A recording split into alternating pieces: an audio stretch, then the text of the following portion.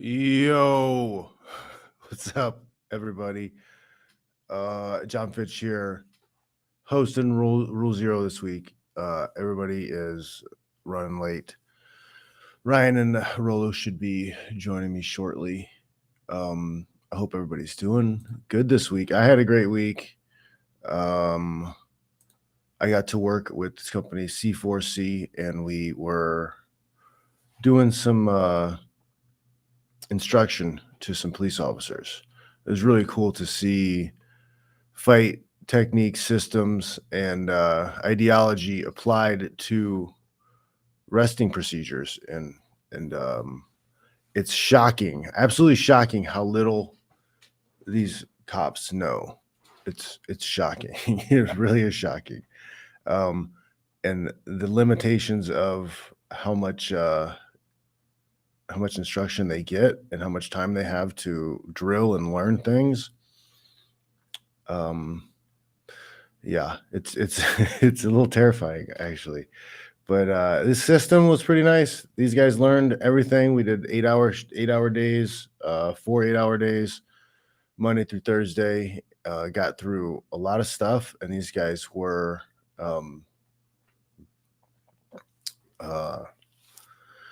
hand fighting and fighting for position and fighting for gun domination within 4 days. And you had people who had zero knowledge base going into it, and it was pretty impressive. A lot of guys were busy this weekend, so they weren't sure what the topic should be, and they didn't know who was going to host, so I jumped on it. And I had this topic in my pocket for a little bit because it's one of the things that I see happening all the time with guys, and it really does set up a bad frame at the beginning of a relationship. And if you don't have that solid frame going into the relationship, it's only going to get worse. You don't build a house on sand. You don't build something with a weak frame, a weak structure. Eventually it's going to fall apart. Okay. And whether it's over investing time on the phone, on text messaging, or taking them to big events. A quick example here. Know a guy who finally got a date with the girl he's been trying to get a date with for a while. He's definitely got the one-itis for her because he's not even trying to talk to anybody else. And the first date, he spends like $800 on tickets to some concert. Ends up taking the girl to this concert, and they barely talk to each other the entire time. It's massively over investment in that and what's going on there, because she hasn't even displayed that she's interested in him. She hasn't displayed that she wants to be with him. There's no genuine desire there. It's not genuine desire. She's not can't wait for the date. She's, oh my God, this is amazing. I can't believe this is happening. She's just like, yeah, whatever. I guess I'll go. Here we go. Rolo, what's going on? Hey.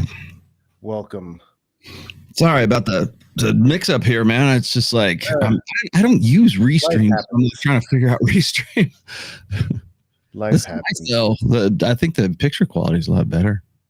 Yeah, when I left using StreamYard, Restream had a lot more options, but StreamYard's beefed up its thing, so I don't even know. Are you? So you're I'm gonna I'm gonna go because we did this kind of by the seat of our pants here. So let me go. I'll go promote it real quick, but go ahead, get started. I think Ryan's coming in too.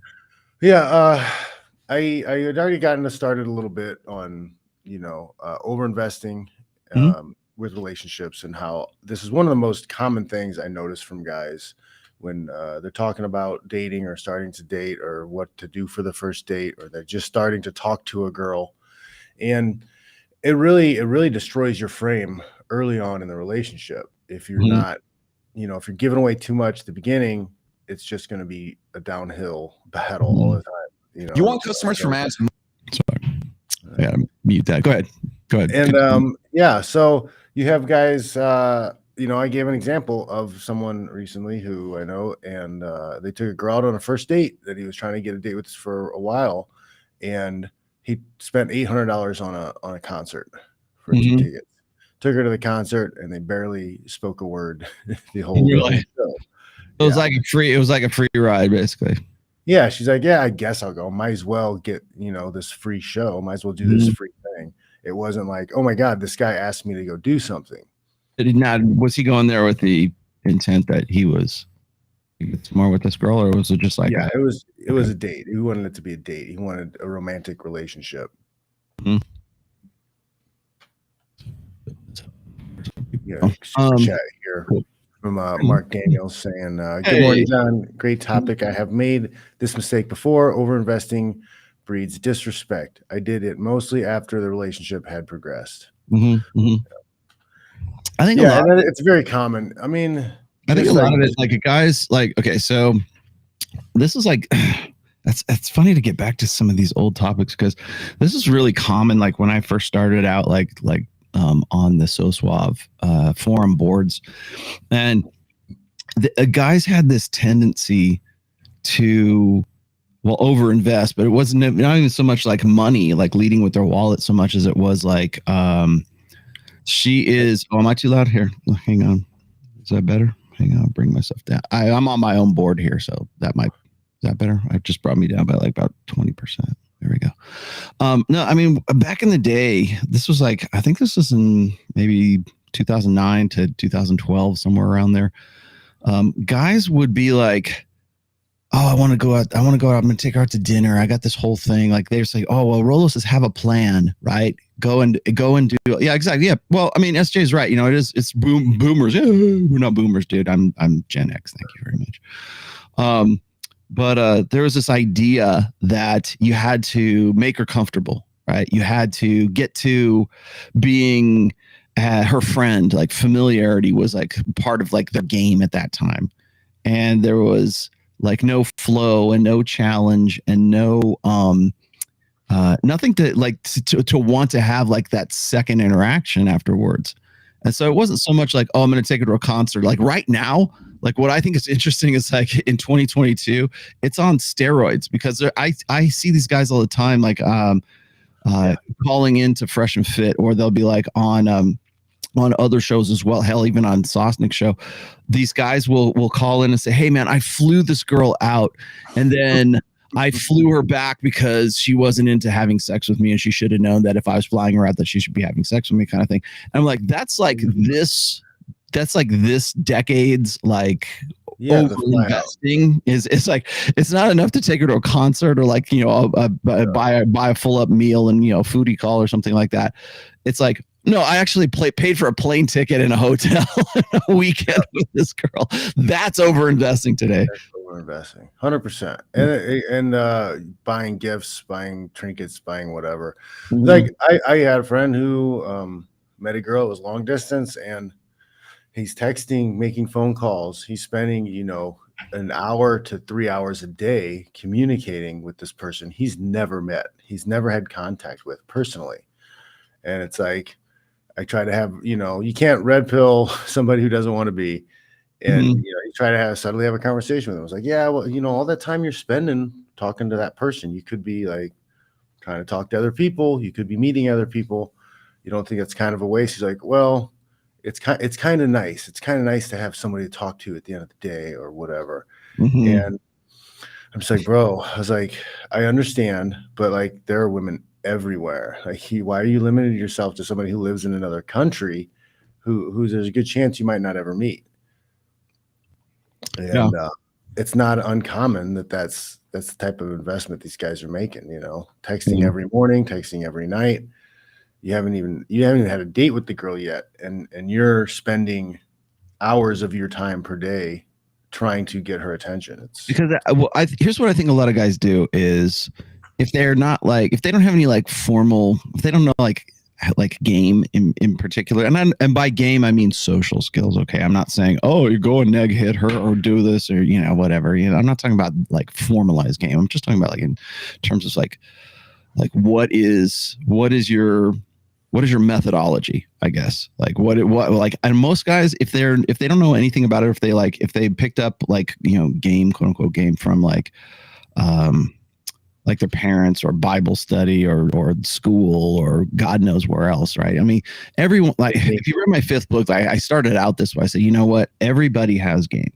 Every guy, every like a 9-year-old, ask a 9-year-old boy how best to go about getting a girlfriend, or like, he'll probably tell you something he heard like on a Disney Pixar movie. Oh, you got to treat her right, and you got to take her, you got to, respect her. I respect women. Like 9 years old, I respect women. Yeah. Like he saw on The View. Idea, like to set himself apart from the rest of the herd, kind of thing. And usually like the idea is like completely ass backwards, right? So everyone has a game. It's just how effective is your game. And for most guys who don't have any kind of like real idea about how their nature works and how women's nature works, they always hear like messages from women like, oh, I got to feel comfortable, and we got to be friends first. And, and then once we get to past the friend stage, then like maybe things develop, it's so nice to have a friend before. And it's like, no, that's not how it works, because then, she's talking about friends and talking about comfort and rapport and familiarity. Meanwhile, she's getting with the quarterback of the football team in high school, right? Usually I get this from like kids. I don't want to say kid. Here I am, 50 some odd years old. But like, I mean, like guys who are between the ages of say like, I don't know, 16 and 26, maybe somewhere around there. And it's always their game is be as familiar and as comforting and as supportive. I don't think it stops at 26. I'm seeing maybe it does. I'm seeing 40-year-old men. I'm seeing 40-year-old men who have the same strategy. Yeah.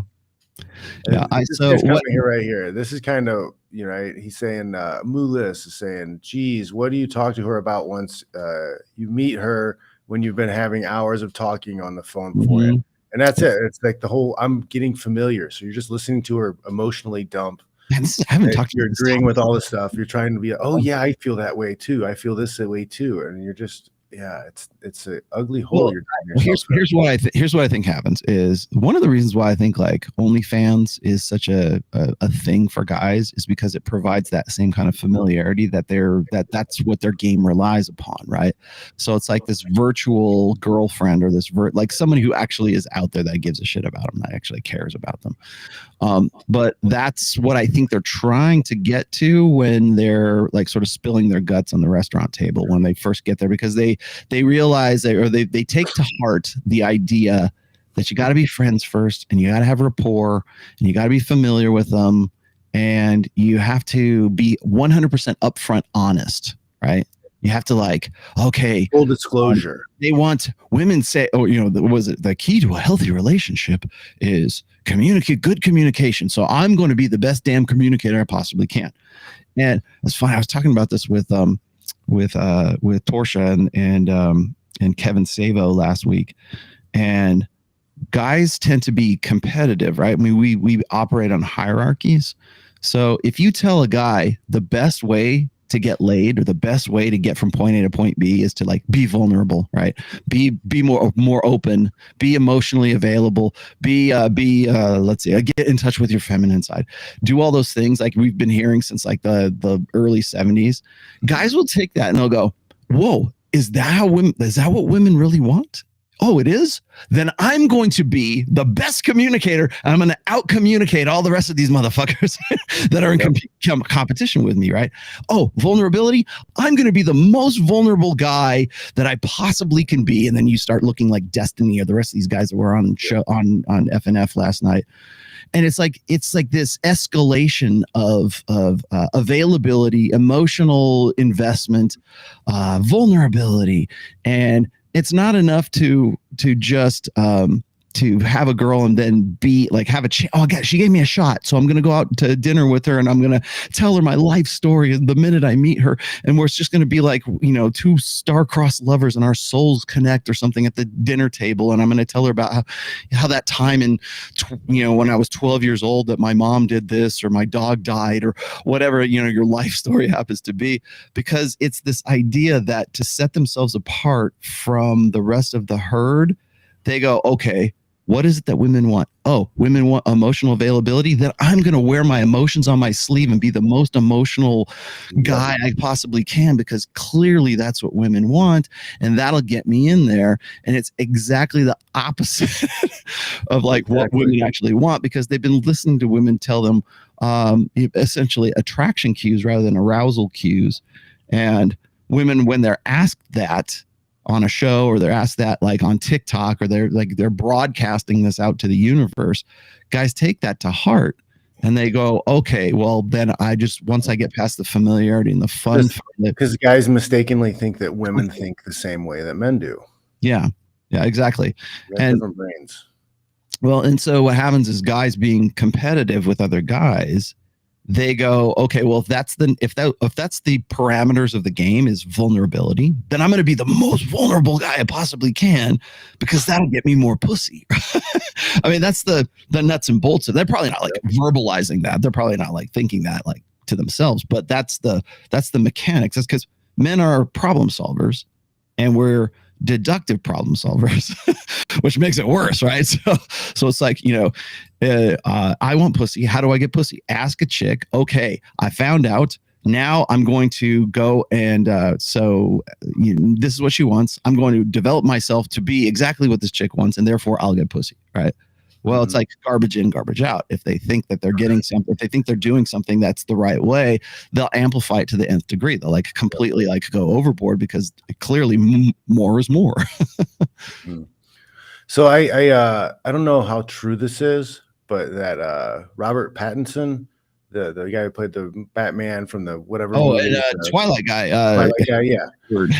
I guess he had a stalker. Yeah, he had a stalker. When he was in New York, I think, and she would wait outside his apartment building and stalked him all the time. And so one day he took her on a date, and on the date he proceeded to dump all of his emotional problems, all of his baggage, tell her everything about himself, like do that comfort, familiarity bullshit. And she never bothered him again after that. I believe it. That's what they say. Like, Rollo, how do I get rid of this girl? Like, just be as like emotionally and invested in as weesh as you. I love that term. I don't even know where that came from. A weesh. Speaking of weesh, weesh guys and soy boys. Champ is here. You're the weesh champ, Ryan. Thank you. We're gonna talk shit about you until you unmute your mic. I unmuted it. I was moving the thing down. Clary always gets mad whenever I move the thing. You're why I drink, Rollo.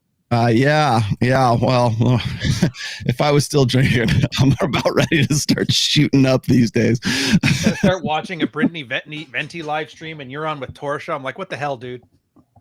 Brittany Venti is a piece of work. Let me tell you.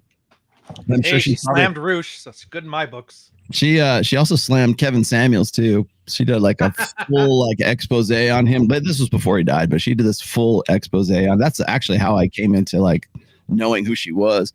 And she's like, I don't know, was she on TikTok before she became like a YouTuber? Because she's like a mid-range. Well, not even that. She's really kind of a bush league YouTube personality. But I think she made her name on Twitch or something. Might have been Twitch. Definitely not TikTok, though. It's been around for a while. I know. I love it when people go, who's Brittany Venti? Who's this guy? Who's that guy?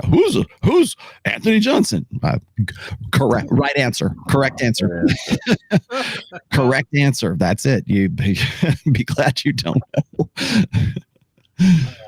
Anyway, so I didn't mean to cut you guys off. You guys were in the middle of something, so I'm. Do you think guys do that still? Do you think they overcommit like that still? I think they do, but it's terribly bad. I think they overcommit. They just do it in a different context. Like, especially knowing what I know now about dating and relationships versus before, like the amount of overinvestment, especially early on, just with text messages and calls. Like, Ryan, you've put it perfectly. Like, texting is for picking the location. Like, like send location. That's the only reason you text. How are you? What's going on? How you feeling today? Right? You just, hey, I want to meet you. I'm going to be here at this time. Wear address. That's it. Well, I think, and that's the problem. A lot of guys think about that and they go, "Oh, well, it's too hard to set up that thing." It's like the call isn't an end state, like getting what they used to call them end closes. The whole idea was you're already setting up what they used to call bridging or time dilation. Like you have your night game stuff was like you date at the bar, then afterwards you go here, and afterwards you go here. Like you had 3 or 4 venues set up and you switch between them to make it seem like you've already had 4 dates. And the phone number was just a way of like, okay, so I need your number to call you to get you to here. Yep. But asking a girl for a number, like that is a win condition. And then what do? You're like cold calling her because all the emotions you built up over time is gone. And now you have to, hey, do you like stuff? And then no wonder why chicks flake on you. At this point, all that work should have been done before you started, texting chicks. Yeah. Well, I think that a lot of guys, especially like I have to like, I don't know, update all of this to like sort of the 21st century, because there was a time where like getting a girl's phone number or like a number close or kiss close, like that actually meant something back in the, seduction community days back in 2007, or, if like I said, if your impression of what a PUA is, or if you think game is like mystery in a big feather boa and top hat and elevator boots, it's like, dude, that was like 18 years ago. You were watching like Jimmy Neutron and Fairly Odd Parents when that shit was going down, okay, on Nickelodeon. Those days are long gone. But like now it's all Instagram, it's all people meet online, right? But then I was talking to the guys about this. In fact, hell, I think even Sterling Cooper and Justin Waller were on the show, and they're like, "Oh, what's the best way to to run game and everything?" Of course, everybody wants to say, "Oh, you spam approaches, right? Or you spam, I don't know, OnlyFans, yeah, like Tinder, Bumble, Hinge, seeking arrangements, spam your approaches that way." And then because it's a numbers game. I think, yeah, probably generating leads. It's always like it's a sales. It's like it's funny how we apply like funnel marketing principles to dating today. And it's almost like you have to do this. It's like a product launch formula, right? It's like Jeff Walker's methodology applied to dating. Right, it's like you're feeding these leads, and you're trying to build sort of like this emotional investment by like, hey, a special deal is coming soon. You're gonna want to be a part of it, but you're applying it to chicks. But the problem is that once you get the date, or once you're like meeting up, or once you're like using text to like set up that meeting, it's like you have to have a personality at that point too. It's not just, oh, I just look hot. But I'm on my physique, so therefore she'll just want to bang me the minute I get there. A lot of people are saying that like it's like meet up, have sex, and then you have a date, right? It's almost like there's like a lot of people who want to complain about like hookup culture. By the way, I think I'm probably going to get into that on my show tomorrow. Is this nonsense that like I'm seeing like Tim Pool, and I'm seeing like Steven Crowder mouthing the same terms and vernacular we've been using for like almost 20 years now. They blame hookup culture, but like they're just mad because they don't know how to fuck. Like, well, I'm sorry, but like I've met lots of girls, I've dated lots of girls, and it's not about whether they're a good girl or a bad girl. Like I have game, and there's a 90% chance I'm sleeping with you on the first date, not because it's forced or whatever. It's because I'm charming as hell. I'm attractive. I know how to have fun, right? Like it's just the way it is, and it's not hookup culture. Like you'll have a good girl who goes to church and like whatever, but like it's the right guy with the right game. She's gonna give it up. And like you guys are just mad. Oh, it's hookup culture. No, it's like you don't have any fucking game. John fucks, and he looks like a dude from Duck Dynasty. So what does that say about you? Apparently girls are into that, man. They like this bearded man stuff, especially down in California. They're like, this guy actually is a man. None of this soy crap. I tell you what's funny is like when people like they'll see like John, they'll go, dude, he looks like the guy from Easy Rider. Like when you put on the American, the flag bandana or something like that. Or like right now, it's like, oh man, he looks like Duck Dynasty. Who would want to get with this guy? You'd be surprised. It's all context, man. You're not going to get laid in Brickell, but you might in, I don't know, Central California. It's all context and environment and like, being where, I mean, the game doesn't change, but the context and the methodology, the delivery, I guess, depends on your circumstance, right? Yeah, I was just going to say is like, I still think that like, as far as overcommitting or over investing right now, I think we kind of almost need to update the idea of over investing too, because we go, oh, we have a word for that. It's called simping. That's over investing essentially online is just simping, right? Now you could, of course, I hope you weren't trying to live stream to Twitch, because now your Twitch stream is dead. You can't even say simp on Twitch right now. But no, I was gonna say is like you can't even be on a podcast with a chick without guys going, oh, you're over investing. You're simping for Torsia. You're simping for Allie. You're simping for XY. Name it, right? If you actually have a conversation with a woman, then suddenly you're over investing. You're simping with that chick, whether or not you're just like trying to have a conversation or not. But I think we're oversensitive to that now, like guys. You think? Yeah, very much so. But we've taken it to the nth degree, right? We've taken it to like the most extreme we possibly can. So if you just say, good afternoon, ladies, like that's simping, right? But I think the idea of over-investing in 2022, we can use like OnlyFans as an overinvestment. We can look at guys flying women out to meet them with the intent of saying, okay, well, I've got money. It's like a flex, right? I've got enough money to fly you from point A to point B. I'm going to put you up at this fancy hotel. We're going to go to a nice steakhouse. I'm going to spend a lot of money on you. And nod, wink, wink. We're going to end up in bed after that. And then you see these all the time. I mean, I see this on Instagram. I see it on TikTok. I see it on Twitter. It's these dates gone wrong.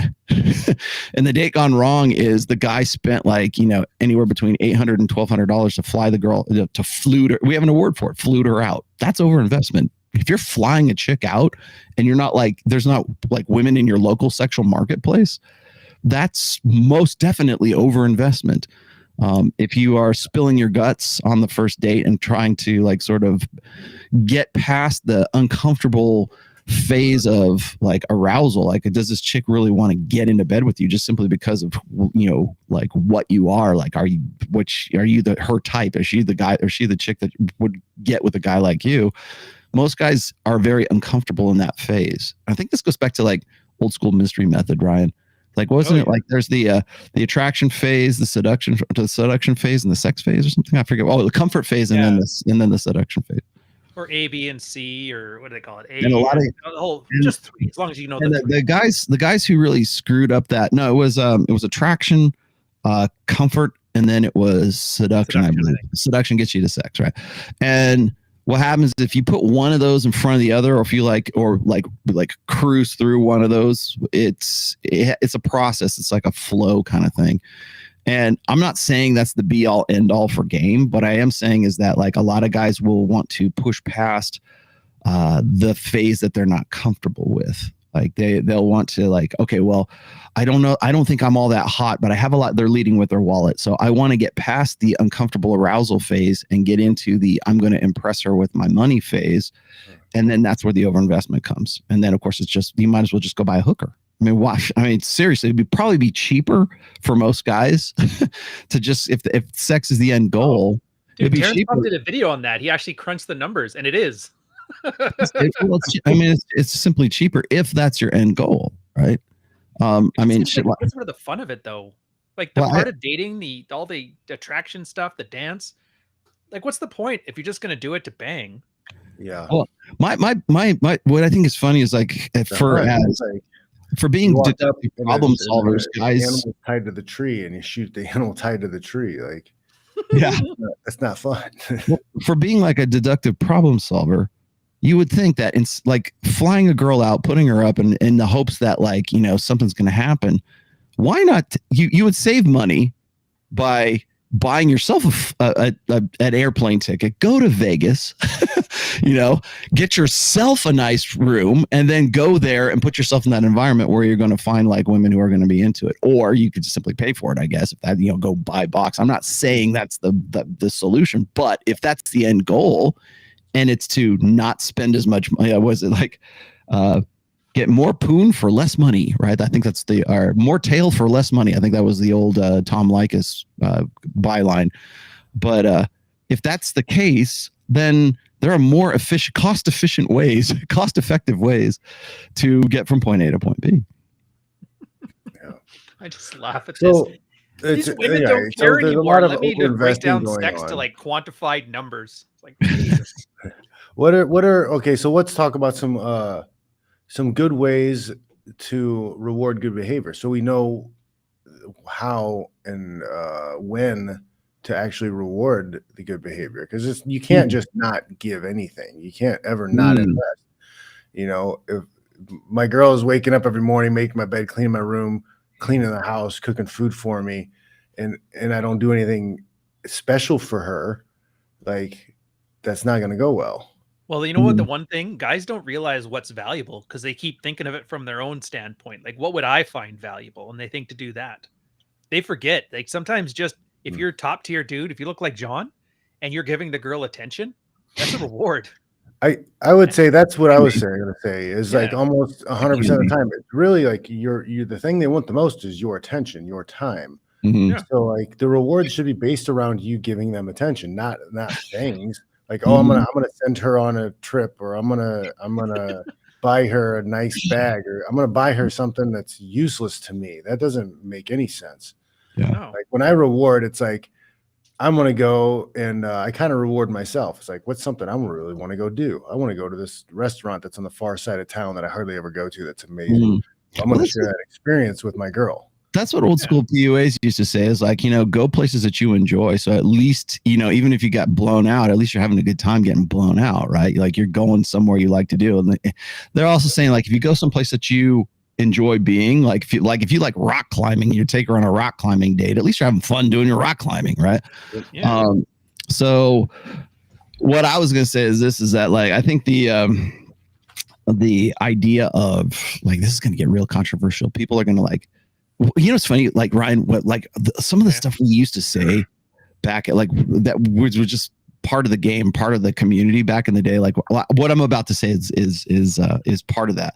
But now, if you update it to now, people like will lose their shit. Especially like it seems like it's novel because it's coming out of the mouth of like Andrew Tate, right? But it's like this is stuff we've been talking about since like 2003.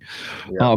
But to get to more to your point, John, is like whenever it comes to compliments, whenever it comes to gifts, whenever it comes to like showing appreciation, flowers, right? That flowers is like, oh my God, flowers is horrible now. And I hate that it is, because it used to be like sort of this act of endearment, like from guys, but now it's like, there's so much connotations added to like, if you get a girl flowers. So if you like buy her roses for an anniversary or whatever, most of the time when women get flowers, it's usually because the guy fucked up, right? He's like trying to make up for it. Like, oh baby, I love you. Here's your flowers. Right? That is now our impression when a guy buys flowers, or he's simping for her. He's like, oh, how romantic, which sucks, because if you want to actually reward good behavior with a compliment, with a gift, with whatever, now there's sort of this connotation that's added to it. However, this is my take on all that. Compliments, gifts, that kind of stuff, just like unsolicited gifts, I should say. Those should all be rewards for good behavior. Those are what's called reinforcers. And now the behavioral psychologist in Rollo is going to come out, because this is what I studied actually. I know Ryan knows Diana Fleischman, my favorite behaviorist. Yes, married to Dr. Jeffrey Miller. We'll get into that later. But today we're going to focus on Diana Fleischman, who is a behaviorist. I actually knew who she was. I actually followed her and had like a correspondence with her. She still hasn't blocked me. Jeff Miller has, but she's saying you got a chance. Wife still talks to me. But she's a behaviorist, and like she wrote a book, or I don't know if it's a book, but she did a lecture series on how to train your boyfriend or how to train your husband. And really what it was behaviorism applied to intersexual dynamics. And so if you're a behaviorist, there's unconditioned behavior, and then there's operant conditioning, right? So there's the things that we do sort of naturally because it's part of our firmware and it's just part of our starting package as a human being, and it's not just human beings. It's like all animals have this kind of like instinct to do certain things. That would be like untrained behavior. I'm just trying to put it in layman's terms. And then there is operant conditioning, which is I condition you to do things to get desired behavior from that animal, from that person. This is how like training a dog works, or training Shamu, the killer whale, like all that stuff is all based on operant conditioning. So it's like Pavlov's dog. So you ring the bell and the dog starts to salivate because it knows that when it hears the bell, that's when food is given. And so therefore they associate the bell ringing with the food. Okay. That's just bonehead operant conditioning right there. And so when you take that and you make it more complex, especially amongst humans, sex is the reward for men, right? So that's always a gift. It's always, okay, you're going to reward her. She's going to give you the gift of her sex. And then when you take that and you scale that up to like religions right now, it's especially in evangelical Christians right now, it's like, well, if she's not having sex with you, it means that she's displeased with you. And if she's displeased with you, it means God is displeased with you. And really, it's just operant conditioning to get you to do certain things so that you can get to the reward of sex. And so when I look at like how to train your boyfriend, it's one thing if it's in a female primary perspective, like we always say, women use sex as a weapon. No, they don't. They use it as a reinforcer. That's a positive reinforcement. It's a reward for good behavior. So when women do that, we go, oh, well, that's just the way it is. She's got the pussy. She makes the rules. When a guy does that, when I say, okay, so a compliment or a flowers or a gift or whatever else, any act of appreciation, and I say the only time men should do that is when that woman performs desired behavior, then she gets a reward as a sort of a positive reinforcement. I'm suddenly a manipulative, exploitative, game-playing, misogynistic son of a bitch. But when we put it in framework of women using sex to get desired behavior out of men, that's okay. So I wanted to preface all of that because it's in my opinion, anyways, or here we go. This is not a prescription, but let me tell you let me give you a bit of information.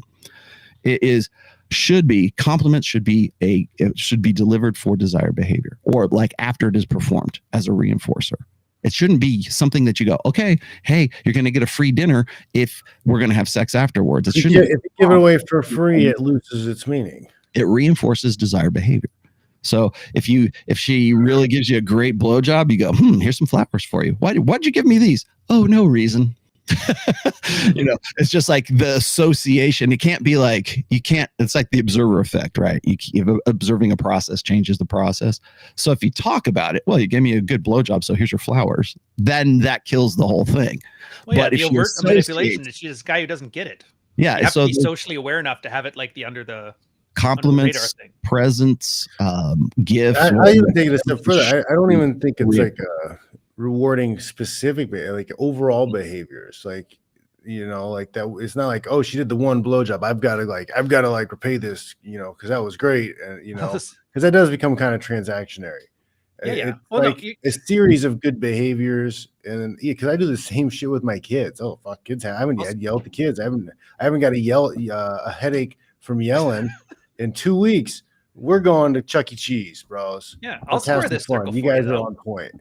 I'll put it this way: when your woman is treating you well, you're in a good mood, and when you're in a good mood, you tend to be more generous with your things. Oh, if anything, smart. It's almost like, I don't want a guy to feel things more. Okay, fine. How about this?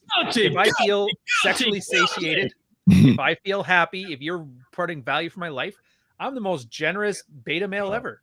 And when I'm like sexually frustrated, I tend to be cranky and not offer things. It's really just getting in touch with your feelings. We can make it sound like Rollo's way he words it is absolutely correct. But I think, Rollo, you're like, this is the kind of thing that's going to get me up the flagpole. Let's go with it. Let's piss off the placements. Oh, that Rollo, it's not that complex. Just be yourself.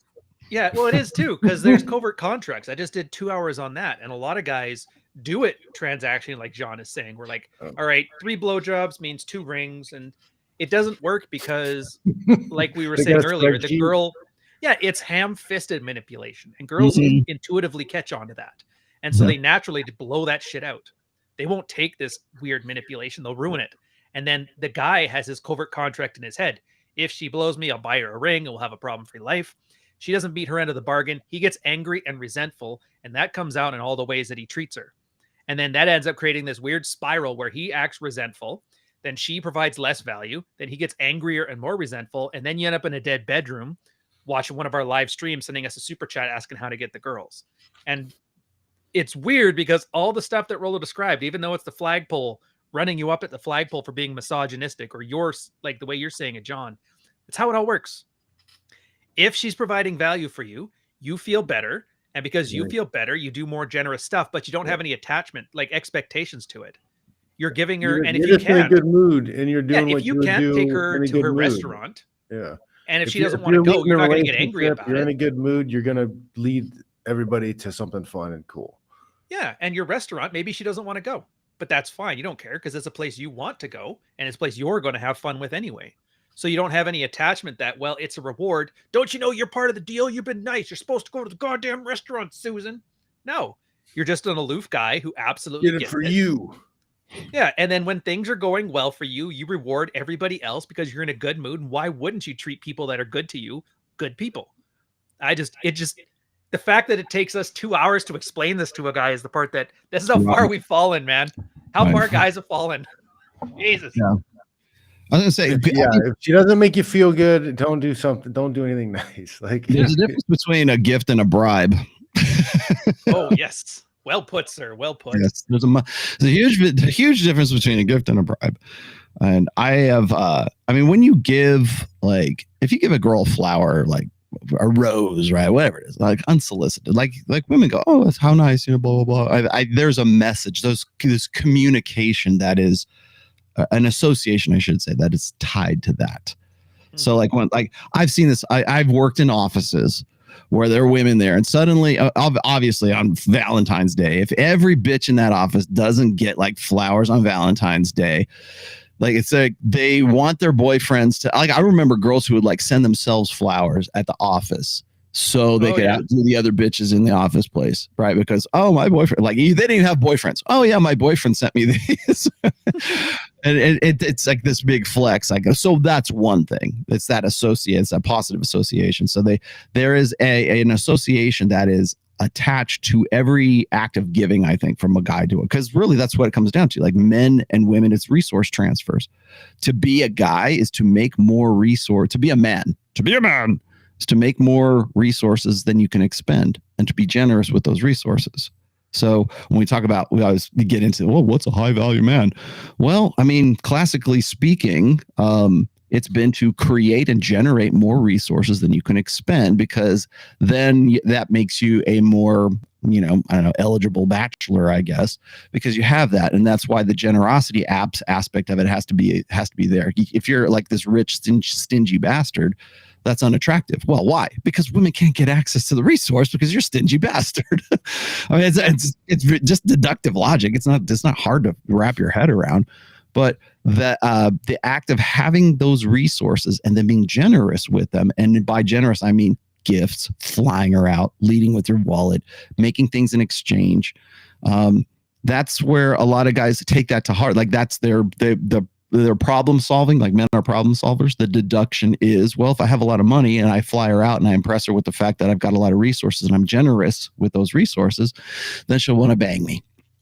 And that's, especially in this day and age in the global sexual marketplace, that is ass backwards. That's the most pathetic thing I've ever heard of a flex. Oh, I flew her out.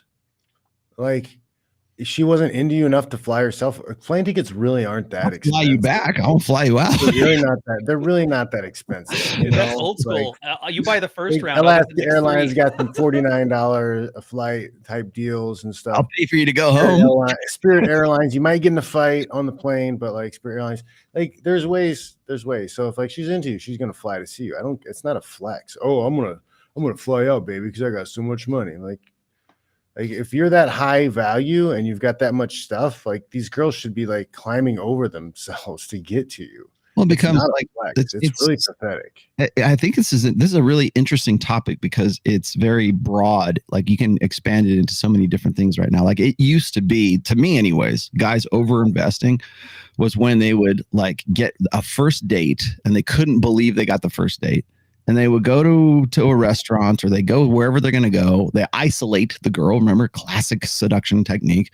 And they would talk to her. And in isolation, they would just go, let me tell you about this. And they explain their entire life story because they think that by doing so and over investing in that person and talking about their mom and their dad and their dogs and their brothers and like essentially introducing them to their family on the first date because they're just spilling their guts and then wonder why they don't get a second date. That used to be over investing. Now I think we've taken that to like a greater extreme. So over investing to me anyways today is like guys simping on OnlyFans, obviously. Flying a girl out. Like I'm trying to think of paying to see some girl. We had a brainstorm. What else is over investing? I mean, those are the easy ones. Like what else is over investing? Dinner dates. Think so? Don't agree with me on that one. Dinner dates, absolutely. Buying bags, dating Louis is a Vuitton reward. bags, It's not. I agree, but I want to hear your logic. Yeah, like everybody's like, remember this one chick? I don't know, some crazy crap on Twitter, and she was mad. I said coffee dates first. She's like, that's stupid. You should be able to take a girl out to dinner. I'm like, do you know how many chicks date guys to get free meals? Like they see how long they can go without buying groceries. No, screw that. Here, you go on a coffee date because I want to know if you're crazy or just using me for like $30 dine and dash. And then once you see that, you're not over investing. You're actually investing the bare minimum because you got to wait for an investment from her first. If she shows she's fun, she's not crazy, she maybe we're spending time with, then go to a pub, have a couple drinks. Here, I'll buy a couple drinks. I'll invest $9 in alcohol on you, madam. And it's up to her to show that she's worth more than that. And I hate to say it, but most women aren't. Now, maybe they don't want to be. Maybe they just aren't. But it doesn't really matter from it looks the same from the guy's perspective. You know? Back in the day when Tom Likas was doing his thing, he would do like Likas 101. And one of the founding principles was never spend more than $40 on a woman on any date. Nice. Yeah. He's like, that was the thing. That was the strategy that I used. Was dinner dates because as a single dad, I only had like 2 nights a week to go off, to go out, and like I wanted to go out, so I was like, I was going out anyways. I was like, trying to get out of the house, so I was going to take myself to dinner, and I just happened to invite women along with me on those dates, and then there's usually downtown. It's like for a year I lived downtown San Jose. And if they didn't go well, I would say goodnight and I would leave. And then I would go to the other bars and see if I could talk to somebody else that night. It was just like, it was my way of getting out of the house. Yeah. I was going to say is like, that's another thing is like, I think that there are ways to have a date or to like have an interact. I don't like, does anybody date anymore? I mean, have that interaction with that woman that doesn't seem like it's you putting too much of yourself out there. Like John, I like that idea. It's like, hey, I'm going to be down at, Pedro's Bar and Grill. And you want to hang out, you want to go. I would eat dinner at the bar lots of times. Like, I'm going to eat dinner. And then it's not, then it's like, hey, I'm going someplace, you want to tag along. Right. That's pretty loose. That's what you used to do, wasn't it? In your rockstar days? Here, hold this drink. I'll be right back. I got to go. That was, you can't really use my game. Like, I even call it game because I didn't really think of it as a game back then, although it was definitely my MO. So, like, what I would do is most of the women that I met back then, when I was, say, between ages, like, say, 21 and about 26, somewhere around there, was I would always on the LA club scene, right? I was there, and if I was playing a gig, or if I was just seeing a band, I was like guys that I knew. I remember I had like 2 fucking nickels to rub together back then, so I had to be like a smooth motherfucker to get girls to buy me drinks at that time. If I was drinking at all, I didn't hardly drink at all back then, and it wasn't because I didn't want to drink; it was because I just didn't have the cash to do it. But like, and most of the time when I was playing shows, it was like you got a little bit of money and a bar tab, and I was like, "Oh, game on, let's go." But what I would do is like I would get one drink and I would nurse it for the rest of the night, not because I was, like trying to be a teetotaler or anything like that. Just simply I didn't have the money to buy another drink after that. And what I would do is I'd fight like chicks would. I mean, it was easy. It was fucking easy back then. And you just go and what I would do is drinks back then too. I don't know if I think I brought this up a long time ago.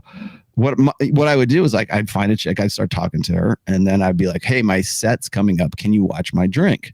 Right? And so I just drank down like halfway. I didn't care one way or another.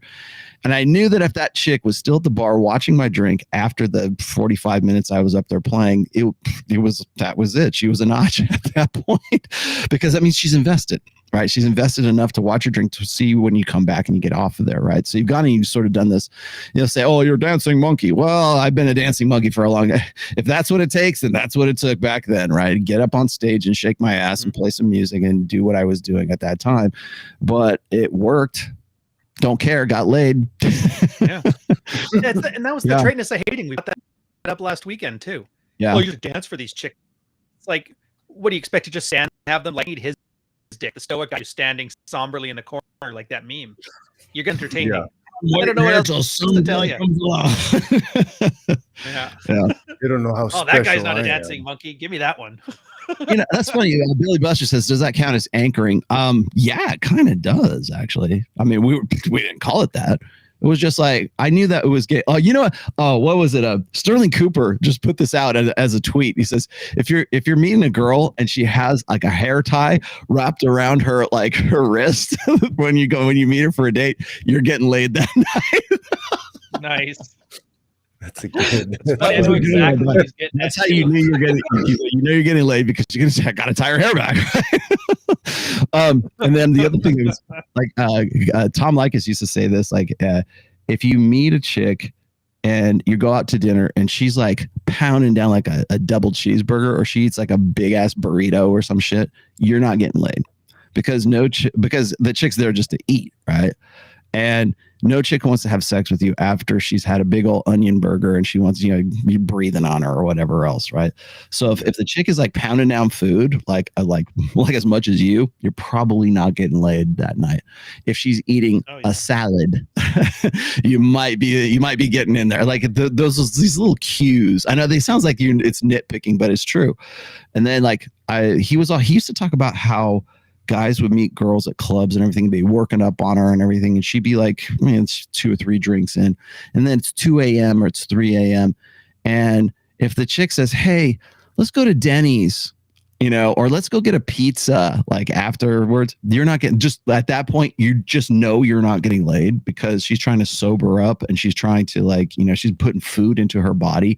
That right there, it's not that she's trying to prioritize the food over you. It's the fact that she doesn't even have it in her head that you're going to go back and ride her to glory or anything like that. So like a big meal, like a pizza at 2 a.m.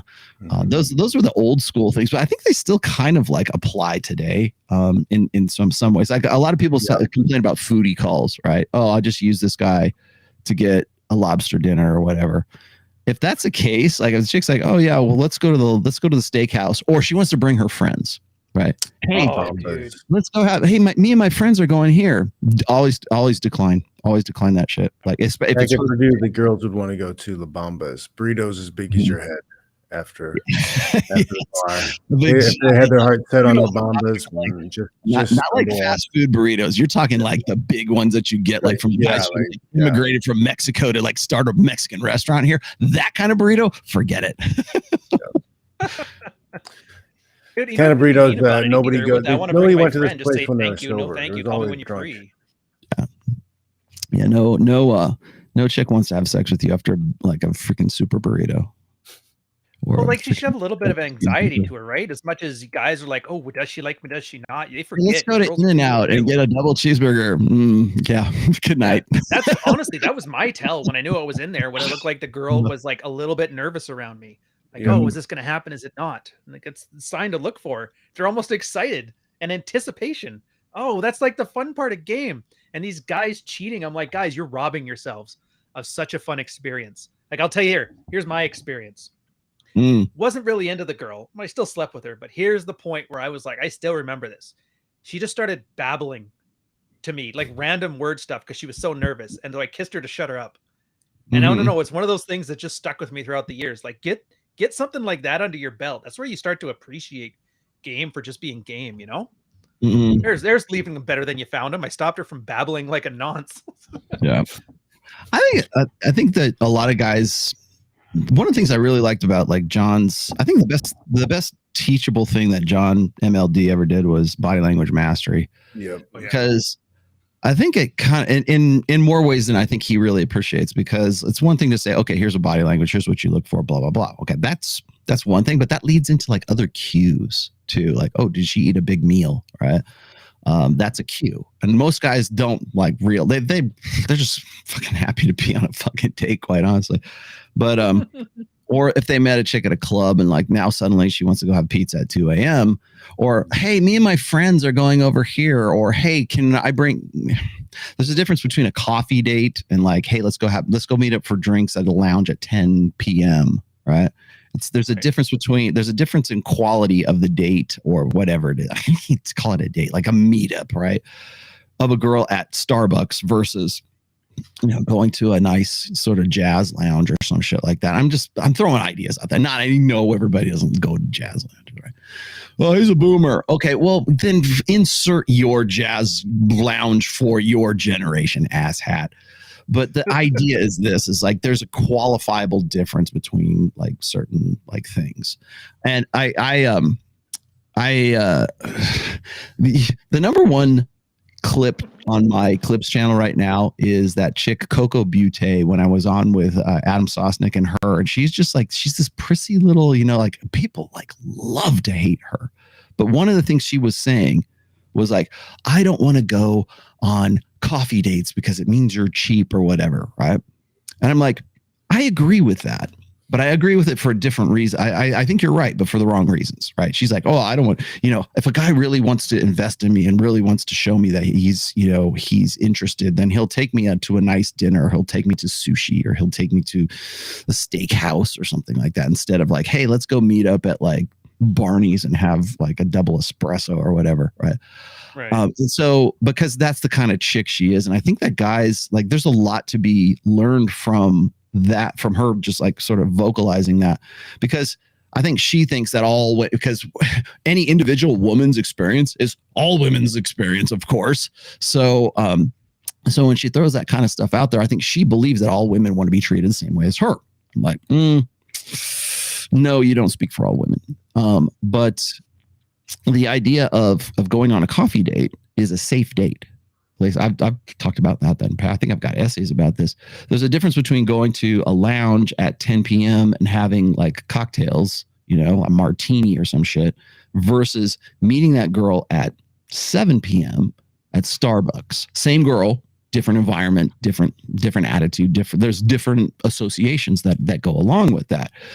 When I say, hey, go to Starbucks and start, you know, then that's where you kind of like get to know each other over a big cup of coffee, like, you know, the Central Perk on fucking Friends, you know, and that's a different vibe than Justin Waller's, you know, hey, you know, come on, let's go, you know, let's have a martini, order whatever you want, baby, you know, that kind of thing. It's much different association. Same date, same girl, different environment. So is one an expectation and another not an expectation? I think it just kind of depends on like what the cues are and what you're seeing going on. That, again, being congruent and being able to be flexible, adaptable, I guess. What was it that RSD used to say? Or like, was it Owen Kofi? What did he not used to say? Yeah, I know. Blah, blah, blah. No, it was being able to sort of adjust on the fly kind of thing. Yeah. And that comes with time. You have to like understand who that chick is, who you are, and where you're at, and what's the environment. And most people don't know how to read the woman, and they don't know how to read the environment. Dude, I'm surprised women don't even like. I remember I did. Bimbo Ubermensch, that was her name, had this same argument, and I'm like, let's look at it from your perspective, because clearly you're good at that. Why wouldn't you go on a coffee date? Let's say this guy is a complete loser. Do you really want to have to sit there through an hour of dinner with some guy you cannot stand? And then they're at, well, I'm not so rude that I can't sit there having dinner. I'm like, yeah, but why would you? Like, that's not a flex that I can put up with somebody for an hour. You're wasting your time. You're wasting his time. Grab the coffee. Find out if it's a waste of your time. Then you only have to lose 5 minutes. You can go on another date. And then they kind of begrudgingly called me a dick, which meant I was right, but they didn't have an answer for it. Mm-hmm. I just don't get why everybody here, like everybody's so good at bitching about women ain't shit or the dicks ain't shit. Guys with podcasts are assholes or whatever. But when you offer a practical solution to that, all right, start off with coffee date, have an escalatory set of logistics so you can walk away without wasting your time. It's a practical piece of advice, and then they get mad at you. It's almost like, I don't want you to fix it. I want to be mad. You're just going, and this is why I have a hard time feeling bad for these people, because I'm like, you clearly want to suffer and then bitch about it, and then you're going to make a merch sale off of it with your Wham and Ain't Shit podcast. So it's like, you know what? Fuck it. Eat your own flagpole. I'm sorry to swear on your thing, John. I love it. Lord Loco comes in. He's like, have they talked about the Miami OnlyFans merch? Dude, I've been talking about that since February. Maybe I did a full, in fact, I got flued out to Fresh and Fit to talk just about that. So, but yeah, don't worry. It's coming, man. We got it. We got you covered, man. But yeah, I just walk out one day and decide to go on a murder spree. I'm assuming there was a build up to that got ignored, or there's spoil the episode. She's now on the hook for like murder 2. She's at the very least manslaughter, which is what I was discussing with Andrew from Legal Mindset. Andrew Esquire from Legal Mindset was saying the same thing. She'll get a slap murder 2 at the very least. And now here we are, because we have all this data. We have all this closed circuit elevator cams and everything else. And everybody wants to go, see, men get abused too. Yeah, we do. Welcome to the manosphere. See Ray Rice, the dude in an elevator? Like, that's awesome. Yes, we know. Thank you. This is not a revelations. This is nothing. Yeah, but you got a super chat here. Okay, here's your bull. It's red meat. Let me go over the super chat here. Some Canadian told me women hate just getting things. They'll take it, but they really want to earn it. Mm-hmm. Chicks spend money on guys they like. This is must be actual. I know. You know what's funny is it's almost like a foreign language. It's like an alien thought to most guys to think that a girl might like buy them a drink or buy them something. Like, or fly themselves to see you. Yes. Yeah. Or make the effort to come and check you out. Right. Yeah. Girl drives 2 hours to see you. Like, did you ever see what was it? It was on Netflix. It was the Motley Crue documentary called The Dirt. If you have Ryan, you have to see. Did you see it? Did you see The Dirt? Dude, so I'm getting California dude, go watch that movie. That good? And watch it with a red pill lens. When I watched that, I lived through that era, and I know what the scene was about because that's where I played. Like, I mean, not at the same time they did, because they were like early 80s. I was like late 80s, right? And but it was still going on. And the idea that a chick would buy like Vince Neil, like leather pants, like because she was like really into him, because he's like sort of this up and coming rock star, and he was nailing other, like doing blow off hookers asses and stuff like that. And that was Nikki Sixx, like snorting blow off like porn stars' asses and stuff, and the shit that they used to do, right? But along the way, the reason why half the reason why these guys got where they did is because they had girlfriends that supported them, like to be just like these rock stars that lived with them, because they laid down the dick and they had a lot of social proof and they had a lot of pre-selection, to the point where women were buying them gifts and over investing in them, because you're not going to lock that dude down. Like, if Heather Locklear didn't work out for her, who was it going to work out for her? What chance does the average woman have with Tommy Lee?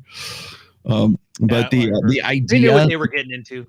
The idea that a woman would like buy a guy like a car, which I've had girlfriends give me a car so I could more easily drive to wherever it was that they were, right? It was just to facilitate like getting after it. trying to think of who, like, I mean, I got gifts all the time. Like, shit, women buy me drinks when I was in that scene, right? That's not a flex. I'm just telling you what was going on. Maybe it is a little bit, but Sadly enough, it is a flex. Genuine desire. These guys don't recognize it. They don't understand it. And I was It's kind of sad. How many guys was never experienced genuine desire? And I was one face amongst many, right? And I love it now because a lot of guys really got pissed off. They used to call, oh, you guys are in those butt rock bands. Yep. Is that what they used to call it? Butt rock? Don't care. Got laid. Glam rock, butt rock, whatever it was. Rock. You know, I'll tell you what's funny is I think probably half the reason I got into thrash. Well, I mean, I was always into thrash, but half the reason I got into thrash bands was because I just I didn't want to have that. I didn't want that glam rock stink on me, you know. but back in the day, man, it was.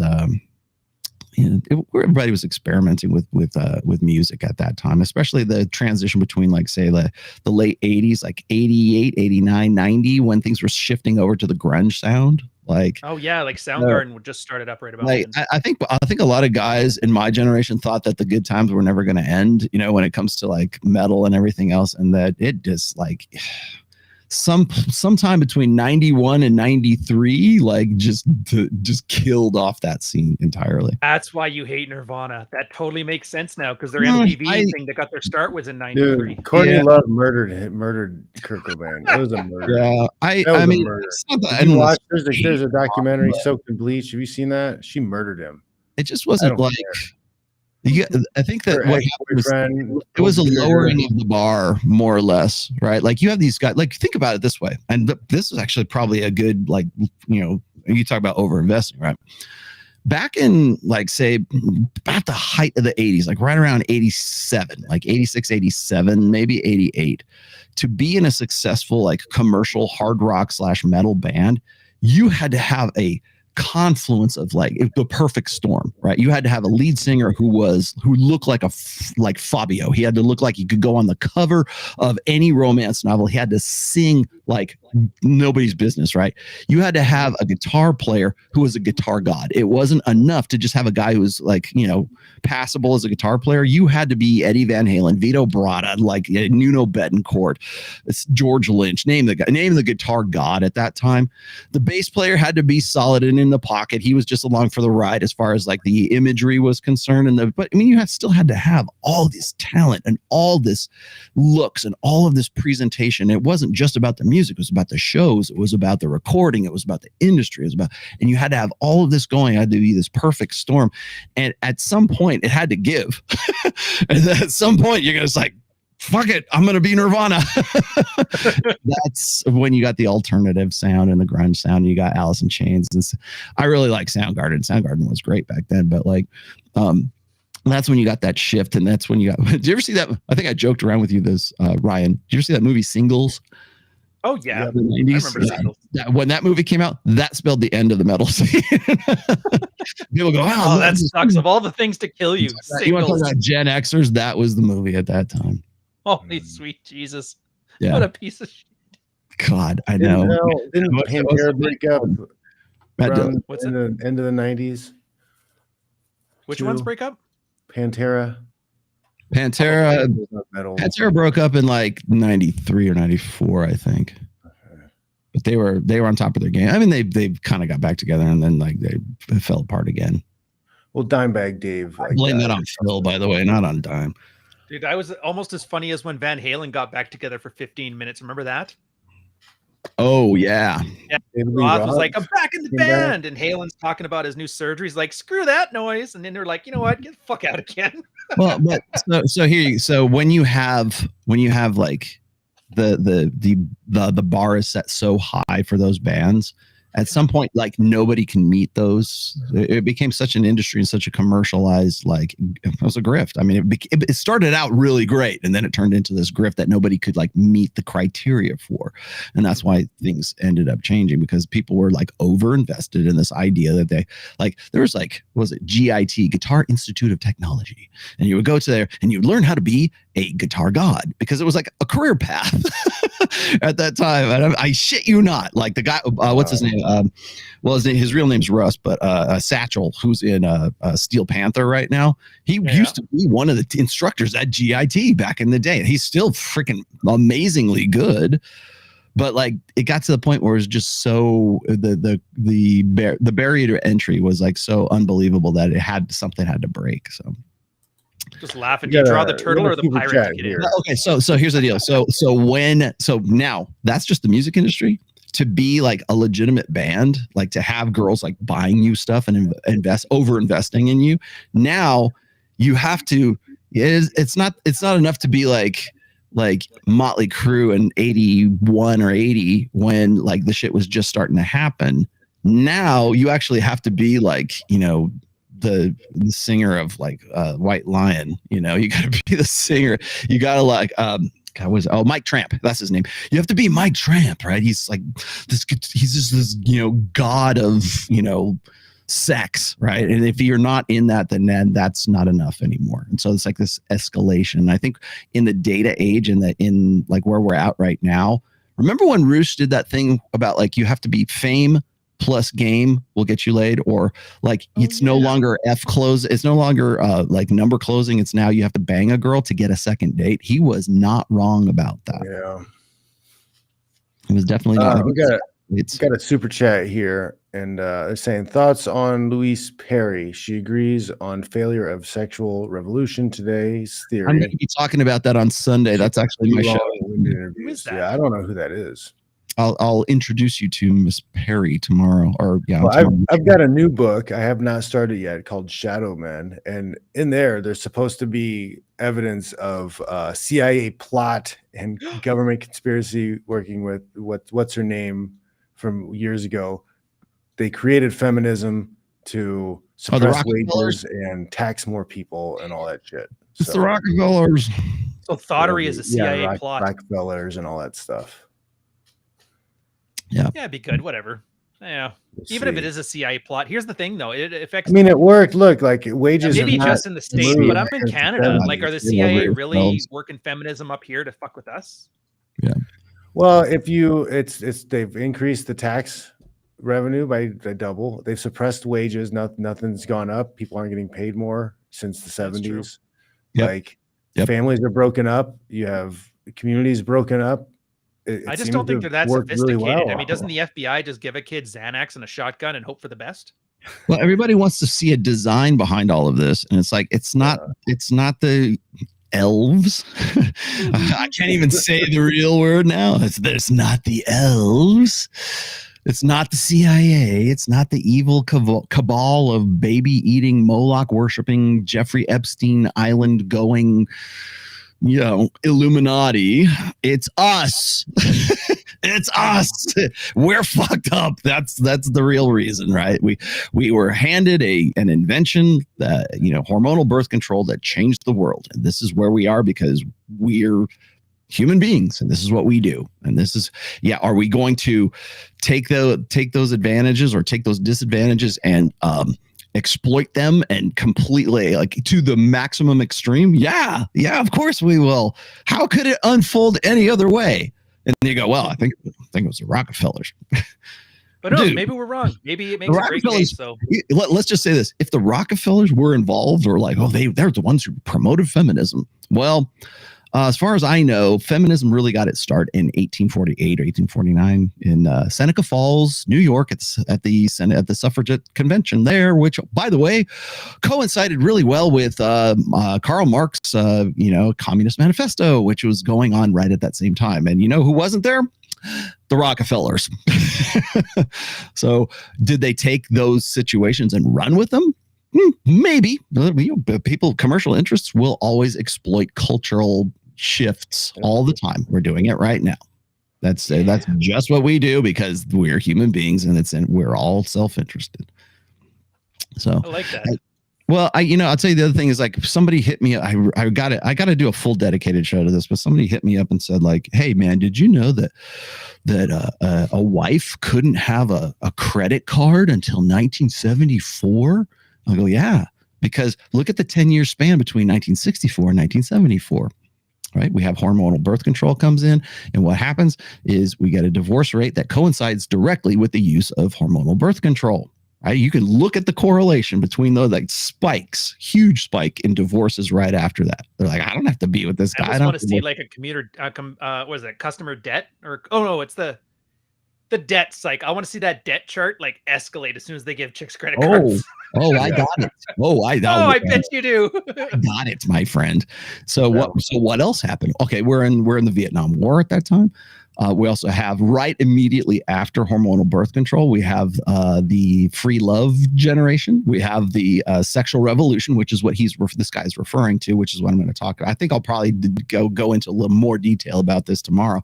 But we have the sexual revolution that comes right after that. We have the rise of militant feminism with Betty Friedan and Gloria Steinem and Our Bodies Ourselves and the feminine mystique and all that other, the joy of sex. And then you've got Hugh Hefner, who, by the way, saw an opportunity, a cultural shift. He jumped all over it. That's a Hefner. That's not a Rockefeller. Okay. There's a whole conspiracy around Hugh Hefner trafficking children. He was the original Epstein. That's what they're saying. Hugh Hefner. Well, they could make tunnels under the mansion and all kinds of shit. Hefner now, yeah, because he's long gone. But the thing is that's, you want to talk about it? Hugh Hefner probably made more money off of feminism than the Rockefellers ever did. All these hardcore feminists didn't make any money, but the dudes were just raking it in off of feminism. And the last person on planet Earth who you would think of who would identify as a quote unquote feminist, I'm a feminist, is Hugh Hefner, right?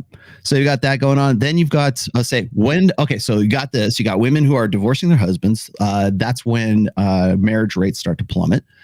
So right around, let's see, when did the gold standard go away? I think it was 1973 or 71. I just remember it was Nixon, wasn't it? Somewhere around there. They dropped the gold. It's in that 10-year span. I believe it's 71 or 73, somewhere in there. They go off the gold standard. Okay. No coincidences there. And then, so we go off the gold standard. And by the way, when women get into the workforce, because they no longer have to get married because hormonal birth control, they go into the workforce. What happens is you'll notice that right there, the American productivity skyrockets, but wages stay the same. So you got all this productivity and the wages stay almost flatlined even to today. So it happens right at 1971. Right when all this shit's going down. And then, of course, what happens is like all these women are divorcing their husbands or they don't want to have husbands at all. And then what happens? Roe v. Wade. Add another log to that fire. So now we go off the gold standard. We have a rise in divorce. We have the productivity skyrockets, but the wages stay the same. And now suddenly, once we turn the US dollar into fiat currency effectively because we went off the gold standard, now the insurance companies go, or the credit card companies go, you know what? The little ladies need credit cards. Imagine that. It's not that it's some plot. It's a reaction to what's going on in the culture. Okay. So you've got the credit card companies go, oh, well, we're on board with feminism.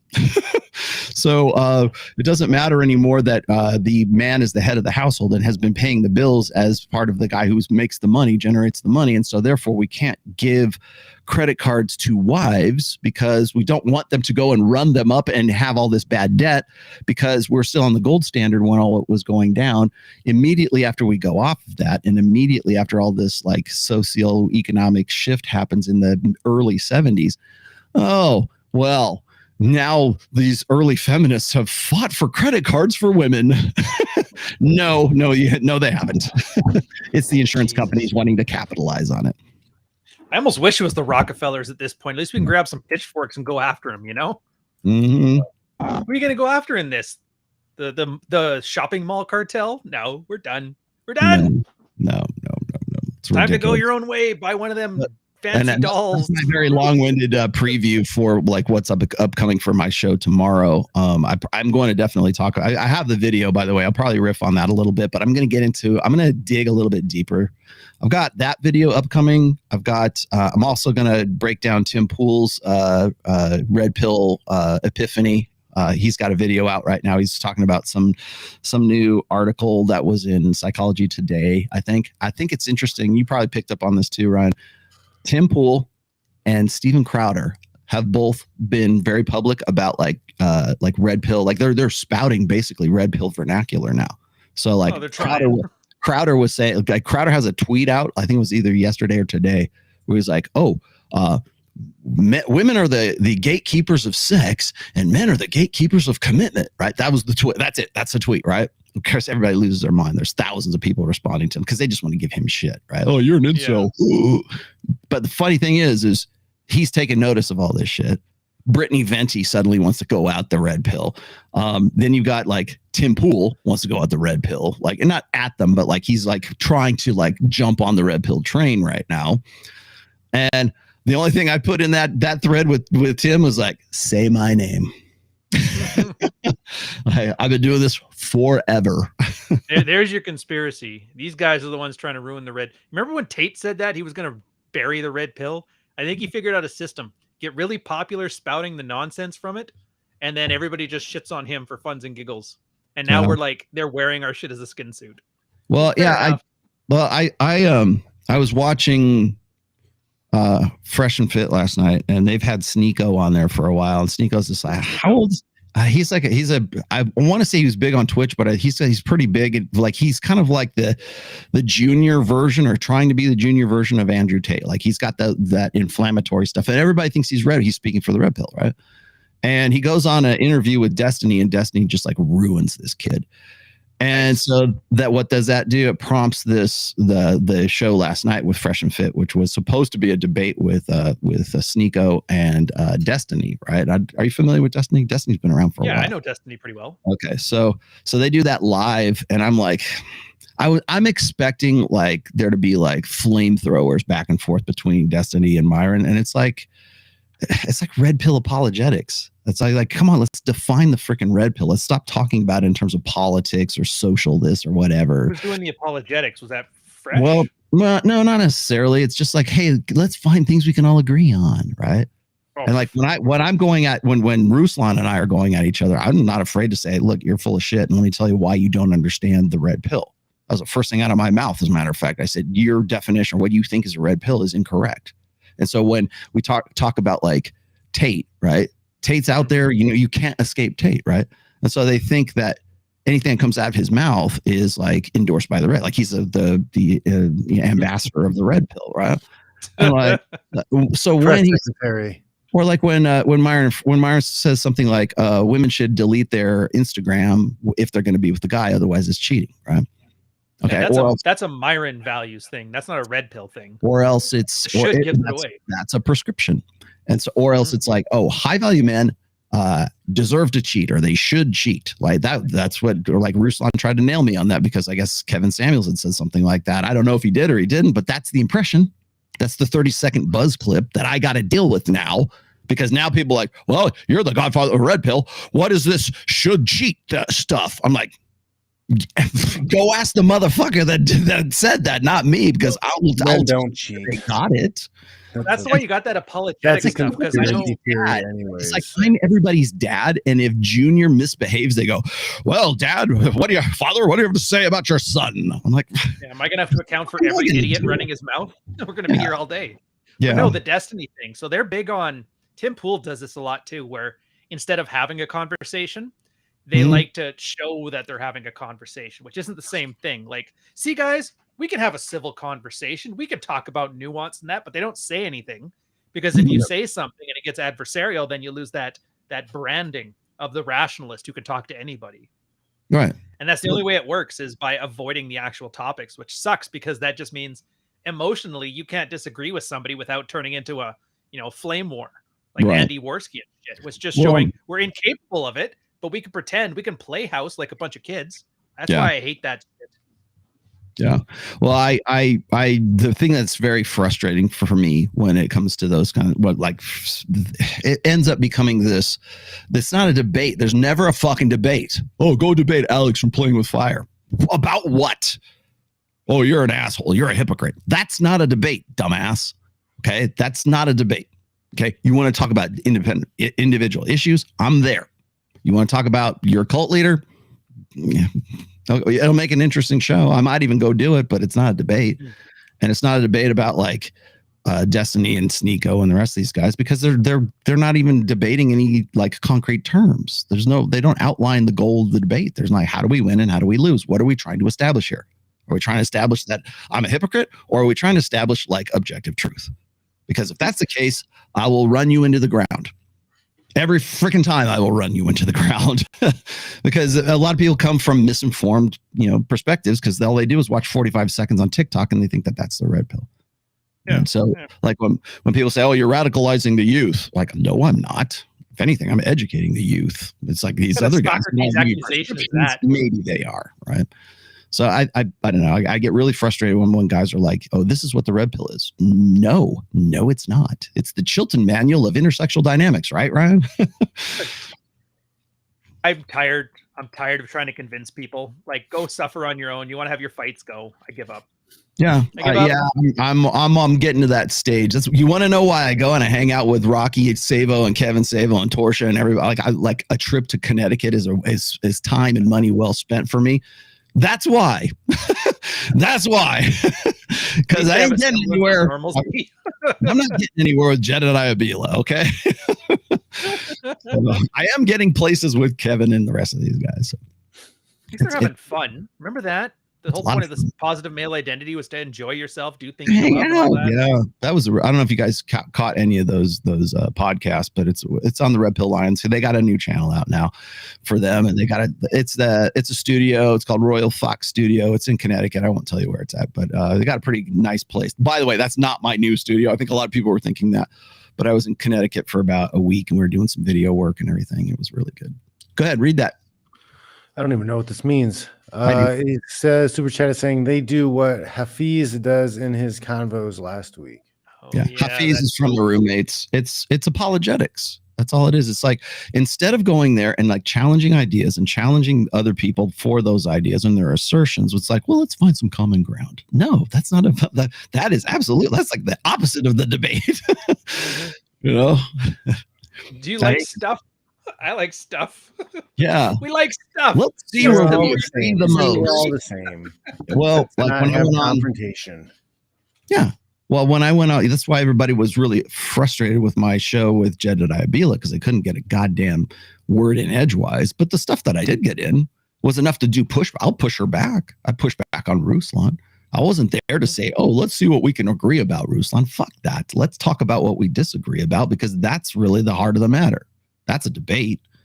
Well, that thing you showed me with the alpha male strategies, he only disagrees on stuff until the biggest brand on there agrees with it. Then he switches on a 180.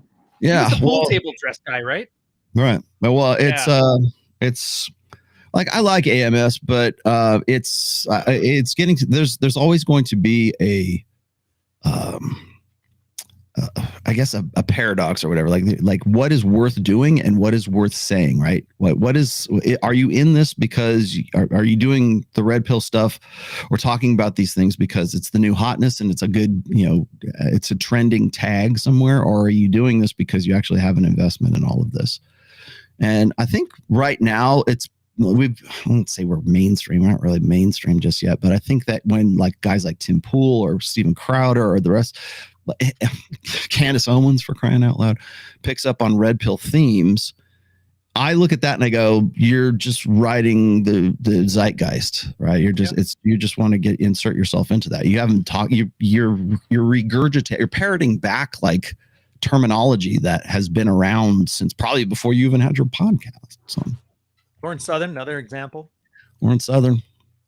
Yeah, and by the way, anybody wants to give me shit about Lauren Southern, here's what you do. Go and remember. Go and fuck yourself. Go fuck yourself. Yeah, no. That video interview is on her Discord. Okay. It's not on YouTube. Oh, he's hiding it. I'm not hiding jack shit. It's on her Discord. She was the one recording it, not me.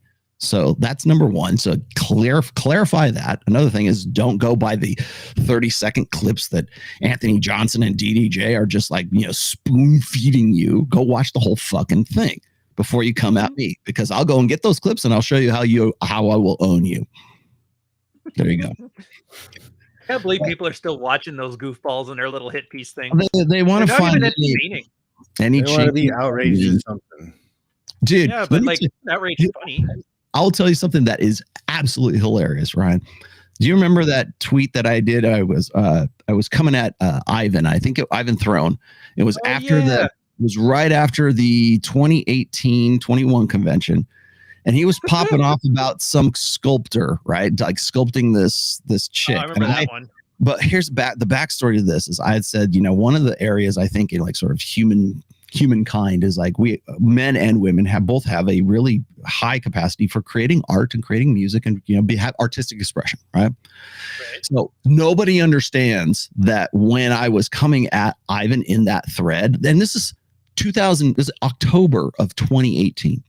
And people took that and that one exchange, and they thought that I got self-owned because the chick he was talking about at the sculptor was a Asian woman, and I knew that because I knew exactly who the sculptor was before it went off. That's why I was like, I was trolling Ivan in that. People take that and they go, "Oh, that's how literal." That you want to talk about the literalism? It's a literalism that has lasted almost 5 years. 5 years now. We're still throwing that out now and then. It's got to be on some like Reddit channel, or it's got to be somebody's got. Hey, whenever this guy Rollo Tomasi posts, put this up there and shove it in his face. You guys, and all it is, like, to me, I'm the only one that gets it. They think we got one on him, right? I'm like, no, that was a troll, and you guys are still too stupid to realize 5 years fucking later, you're still too stupid to see that was a troll. Congratulations. That is a monument to stupid OCD literalism. You know what? Let them have their autism. Whatever. I guess they're retweeting your stuff, so whatever. I think that's the thing, though. Like, you have to have people hate you, because people who like you, Rollo, they'll maybe like your video and they'll watch it, but that's it. Guys who hate you, though, will retweet and clip everything you do every time you do it and repeat it. Like, it's almost like perfect marketing. People should almost have to work as a marketing agent for people they can't stand because they're so damn good at it. Nobody knows where it comes from. Yeah. Well, Fishmark, Rollo keeps ducking Hafiz. Dude, if Hafiz wants to come on, he is welcome to come on this show, on my show, anywhere, anytime, any place. I will be happy to go talk live with Hafiz anytime he wants to, man. Let him babble on somebody else's channel. Show me. I'll fly my own happy ass out there to do it. Show me that video. Is 10 minutes he talked and didn't say a thing. It was just a lot of ums and ahs and looking up at the sky because he's thinking on the fly. He doesn't know what he's doing. He just wants to be loved and get merch. That's it. Fuck that guy. No one wants table looking jacket. And by the way, nobody wants a debate. Nobody wants. Sure shit don't want to debate me. They don't want to debate. They want a 30-second clip that they can use on their fucking reels and their YouTube shorts and their TikTok videos. Hey, this is what this guy said. That they're just looking for engagement. I'm free engagement. Yeah. They're not even listening to what you're saying or whatever. It's like when you get interviewed by somebody who's like, got an agenda, you can feel it. They have their talking points. They have the things that they want you to say. They try to get you to bait you into saying the things they want you to say, and it has nothing to do with about shared ideas or a shared discussion on raising each other's awareness or intelligence about a thing. It's just, I got you to say the thing I wanted you to say. You know why? When you stop beating your wife or whatever. You know why? You know why? Because ain't nobody got time for that. Ain't nobody got time for that. Nobody got time. Well, if you don't have talent, that's all you got, right? A way to get people angry and get people to like you. Ass models on Instagram. It's kind of, this is why I don't even know how to process this, but essentially, like, I don't trust or like anybody online. If you're online making a brand, I have to immediately assume you're a dipshit until proven otherwise. And I can think of maybe 6 exceptions to that rule, and 2 of them are here right now. That's why I keep that. A big zero. What has that person done in the real world? Yeah. If that person has no identity in the real world and has never done anything in the real world, and they're doing shit online, I know. I'm on a plane every friggin' month. I'm right. By the way, Ryan, I finally published on the blog again. I'm finally getting back to actually writing on the blog because when I'm not writing, or if all I'm doing is editing and I'm not creating, I don't know. It's like you can't. It feels like you're wasting time. You know, coming from Stephen King, this is a little weird, but one of the best descriptions I've ever heard about like writers, like if you're a real writer, if you're a real author and you're not some copywriting, pamphlet creating bullshit, he described it this way. He said writing to him is like excrement. And I don't mean like shit, right? It's like something that comes out of you, like your fingernails or your hair, something that you excrete from your body is like, that's like what he was saying about like, I can't help but write it, just like comes out of me like fingernails and, you know, shaving your hair or whatever it is, right?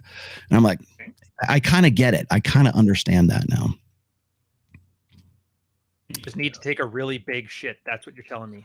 All right, now, John, I guess it's time to go because you've turned into the deer hunter now. Yep. I gotta hunt me some squirrels. I mean the Vietnam movie. I don't mean let's wrap it up. Let's I think we had some good actionable advice about overinvesting and rewarding with behaviors. Like if she does things that make you happy, be happy, and do the things that make you happier with her, and everybody wins. Mm-hmm. One clue for me though is I've had girls that, you know, when I try to reward with things I like to do, that they don't get it, they don't like it, or they don't appreciate it. It's like, it's time to next, because we're not going to match long term. Mm-hmm. Well, I think a lot of guys, just getting back to the point here as we close up, one of the principles that I actually had in this old school principle that I didn't even come up with this. I just sort of expanded on this. I'll cop to that. I did not come up with this, but there's an idea. If you've got my 5th book, you know what I'm going to talk about. There's 2 chapters in there. One's called Breadcrumbs and one's called The Flow. And if you read those 2, you'll understand everything we've kind of like covered in this episode. When guys overcommit or when they overinvest, there's many ways to do that. So it's not just like leading with your wallet and, oh, okay, baby, well, let me pay for everything for you. That's definitely overinvesting. But like you can overinvest emotionally, you can overinvest like verbally, you can overinvest in like your interests. There's lots of like, you're going to change the way you're going to change your political party because you want to be more, you know, compatible with this girl. That's overinvesting. Changing the way you think about things. Like you would never like be prompted to think in other ways that might challenge your convictions or else, because you want to get with this girl and you want to align and identify with her interests. You're doing basically the opposite of what chicks do for guys that they're really interested in, right? They'll change their sports team, right, Ryan? Or it's they like Swedish death metal because Rollo's into Swedish death metal. I like it too. Let's go to the Behemoth concert until they get there. But you know what I'm saying? It's like this compatible. That's overinvesting as well. So when I talk about breadcrumbs and I talk about the flow, there's a flow that I think really maybe Mystery summed it up best. Like there's a process that you go through for like seduction and like sort of getting from not being intimate with a girl to being intimate with a girl. And there's a process, and a lot of guys, like women, will get really upset. They'll think you're like this manipulative game player if you do what's called leaving breadcrumbs. And what that is you give women just enough information about yourself, or you're just invested enough to show interest, but she's got to follow along, right? She's got to follow the breadcrumbs to where you want her to go. And then where that is intimacy, and you want to get with her. But women like the process. They want to use their feminine intuition to figure out if you're the real deal or you're not. That is very pleasurable to women. And if you don't believe me, just go look at any episode of the 26 years of The Bachelor or The Bachelorette, or look at any daytime talk show. Island, that was the new one I watched recently. Yeah, they're trying to figure out if this guy is the real deal. That intrigue, that challenge, that mystery, that is he really what he says he is? He only lets me know. He only gives me a little bit of reward now and then. That goes back to the operant conditioning. So it can be operant conditioning or reward and reinforcing positive or reinforcing desired behavior. Doesn't have to be flowers or a gift or a compliment. Even it can be just a little bit more of information that she gets out of you, and she thinks she's the only one that can draw it out of you. So when we talk about, like they were talking about vulnerability last night, and as I've said before, guys, if you think you need to be vulnerable as part of your game, I'm going to be the most vulnerable motherfucker that I can be. You're overinvested because you believe that that's what women want, and so therefore you're going to maximize emotional availability. Vulnerable, available, whatever it is, you're going to maximize that because you think that that's your key to success. It's not. It's the fact that you're withholding that she wants to get in to know you, and you're giving out just a little bit. And those little bits about yourself become the reward for desired behavior. So that's what breadcrumbs are, right? Give them just a little. Oh, I never knew that about you. That's reinforcing positive behavior. That's a reward for it's there's punishment and reward. That's a reward.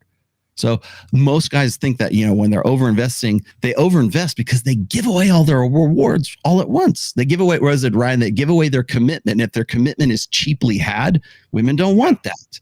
They want to be able to earn your commitment. They want to be able to think that they're the only ones that can like tame Tarzan, Beauty and the Beast, right?